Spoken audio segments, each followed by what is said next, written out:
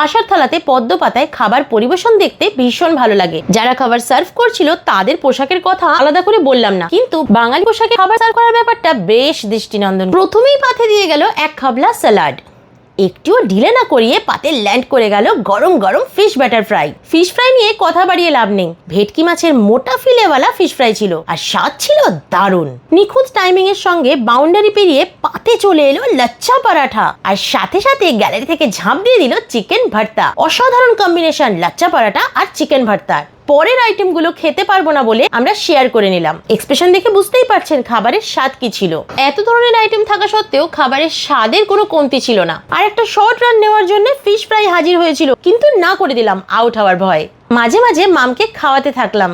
এরপরে dressing room থেকে ময়দানে চলে এলো ফুরফুরে সাদা ভাত, তার সাথে নন স্ট্রাইকার এন্ডি ছিল কাতলা কালিয়া। যে খেলাধুলাটা পুরোটাই হচ্ছিল জয়ের পাত। আমার মাঠে তখনও অল্প কিঞ্চিত পুরনো প্লেয়ার পড়ে আছে, আর মামের ফিল্ডে তো খেলা শুরুই হয়নি।